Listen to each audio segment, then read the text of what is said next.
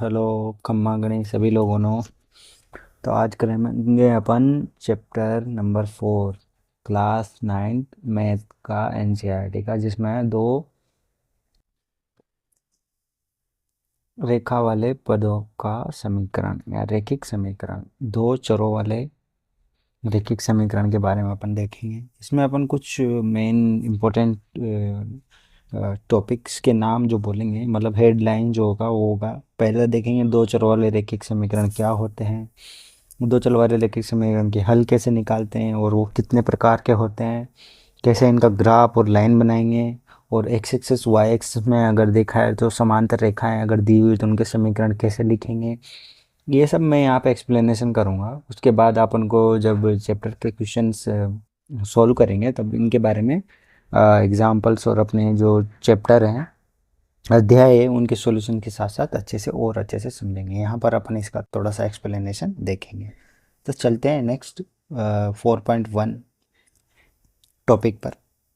Topic है दो चरों वाले रैखिक समीकरण। अब इसमें क्या होता है कि दो चर वाले अगर रैखिक समीकरण दिए हुए होते हैं, दो चर वाले मतलब एक एक्स का चर दिया हुआ है, एक वाई का चर दिया हुआ है, और उनका एक रैखिक समीकरण का मतलब होता है कि ऐसी समीकरण जिसमें ना एक्स के पद के कोई घात हो, ना ही वाई के पद के कोई घात हो, यानी कि एक सरल रेखा।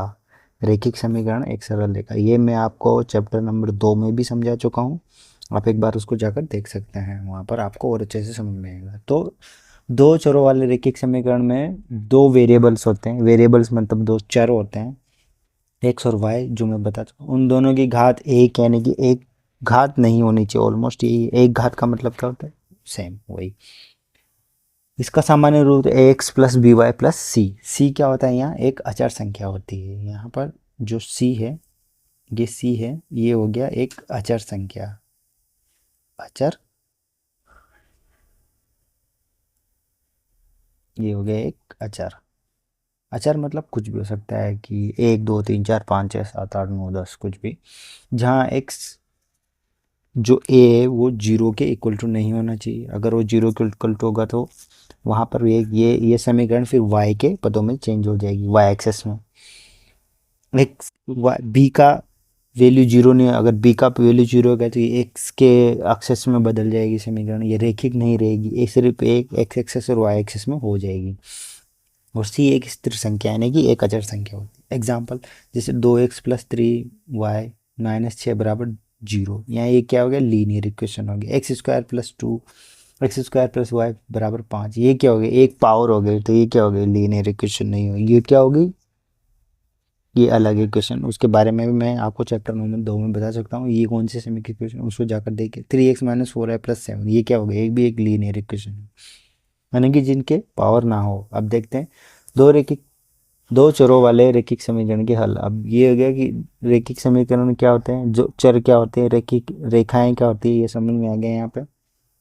अब उनके हल देखेंगे। अब हल में क्या होता है कि एक्स और वाई के युग्म, यानी कि उनके ऐसे मान हमको देखने होते हैं जिनसे ये संख्या या ये इक्वेशन सेटिस्फाई हो जाए। यानी कि सपोज कीजिए कि x plus y equals to 5 है, तो अपन के पास एक्स और वाई के वो मान अपन को यहाँ पे लेने हैं जिनको यहाँ पर रखने की वजह से इक्वल टू 5 आ जाए। यानी कि जैसे मैं एक्स इक्वल्स टू 2 रख दूँ, वाई इक्वल्स टू 3 रख दूँ, तो 3 और 2 कितना हो जाता है, 5 हो जाता है। एक्स इक्वल्स टू 1 रख दूँ, वाई इक्वल्स टू 4 रख दूँ, ऐसे ऐसे ही एक्स इक्वल्स टू कितना रख दूँ, एक्स इक्वल्स टू 3 रख दूँ, वाई इक्वल्स टू कितना रख दूँ, 2 रख दूँ।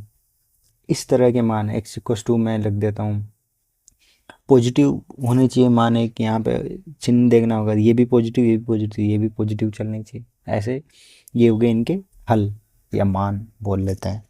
ठीक है, ऐसे ही अपन को इनको कर करके देखना है। अभी कितने प्रकार के होते हैं और किस किस तरह के होते हैं वो अपन देखते हैं नेक्स्ट स्लाइड में।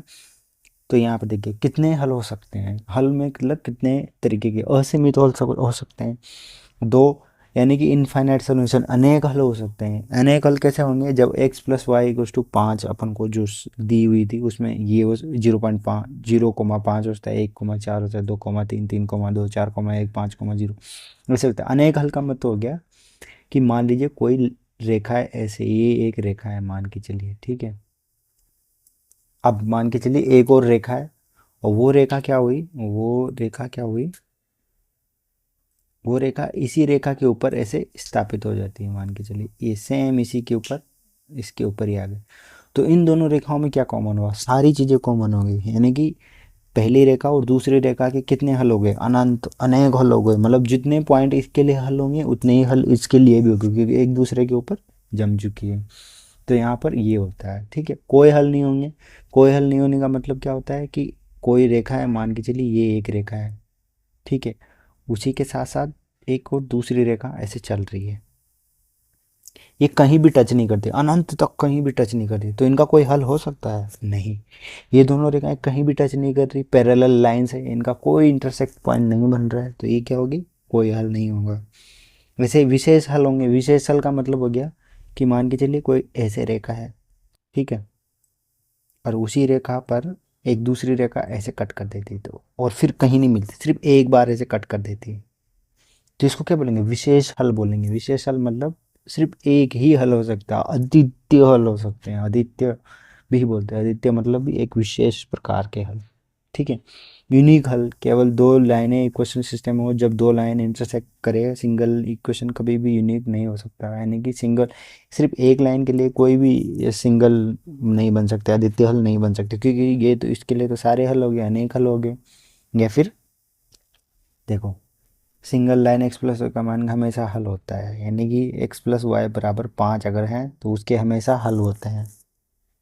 ये तीन चीज़ें आप समझ लीजिए, ये दोनों चीज़ें एक सिंगल लाइन के लिए हो सकती, विशेष हल एक सिंगल लाइन के लिए नहीं हो सकता है, ये एक इम्पोर्टेंट। यूनिक हल, यूनिक सॉल्यूशंस मतलब x a x plus B Y plus c equals to zero के लिए कभी नहीं हो सकता, जब लाइन इंटरसेक्ट करे तभी यूनिक हल बनते हैं, एक लाइन के लिए नहीं। इनफाइनाइट सॉल्यूशंस हमेशा होंगे, X plus B Y plus C, यानी कि रैखिक समीकरण के लिए हमेशा इनफाइनाइट सॉल्यूशंस होते हैं जब लाइन सेम सेम हो, यानी कि एक ही लाइन में अनेक हल चलते ही जा रहे, चलते। नो सॉल्यूशंस, कोई हल नहीं, ये भी कभी नहीं हो सकता, क्योंकि कोई हल कैसे नहीं होगा, जब लाइन दी हुई है तो उसके कुछ ना कुछ एक्स एक्सेस वाई एक्सेस तो होंगे ही ना, लेकिन अगर दो लाइनें दी हुई है तब अपन कोई हल देखते हैं, क्योंकि उनमें कॉमन पॉइंट्स देखा जाता है, फिर जब कॉमन नहीं मिलेगा तब बोलेंगे कोई हल नहीं होता है, ठीक है। तो सिंगल लाइन के लिए सिर्फ पॉइंट नंबर 1, दो दो अगर लाइन दी हुई है तो पॉइंट नंबर 3, सिंगल लाइन के लिए सिर्फ ये वाला, ये दोनों में सिंगल लाइन नहीं आता है, इतना सा। अब चलते हैं इसका अगला पॉइंट, अगला पॉइंट है ग्राफ। ग्राफ और एक्स एक्स और वाई एक्सेस में समांतर रेखा है, ग्राफ में देखेंगे। ग्राफ में क्या होता है कि पहले अपन को देखना होता है एक्स और वाई, एक्स प्लस वाई बराबर 4 या कुछ भी दिया हुआ है, तो उसमें अपन को दो पॉइंट निकालने होते हैं। एक तो पहले तो अपन को क्या निकालना होता है, एक्स की क्या क्या वैल्यूज़ दी हुई है, फिर उसके बाद वाई की क्या क्या वैल्यूज़ दी हुई है, ठीक है, ये दोनों निकालेंगे और उनको फिर ग्राफ पे ड्रॉ करेंगे। जैसे अपन को यहाँ पे दिया हुआ है x plus Y equals to 4 दिया हुआ है, स्टेप 1 में एक्स इक्वस टू अपन ने 0 रख दिया, तो वाई इक्वस टू कितना आ गया 5। अब मान लीजिए ये यहाँ पे मैं करके दिखाता हूँ, इसको हटा देते हैं, उसके बाद अब मैं आपको करके बताता हूँ कि कैसे करना है, ठीक है। अब मान लीजिए यहाँ पर एक ग्राफ बना दिया अपन ने ऐसे करके, ठीक है, ये हो गया एक्स,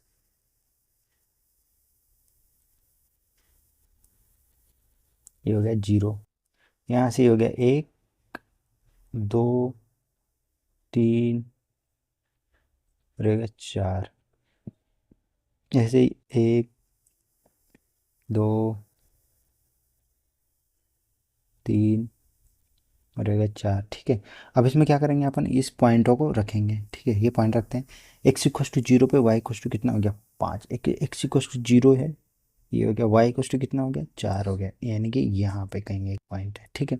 उसकी तरह वाई इक्वस टू 0 पे एक्स इक्वस टू कितना हो गया 4, यानी कि वाई इक्वस टू 0 तो क्या हो गया ये लाइन, और 4 यानी कि ये यहाँ पे, ठीक है।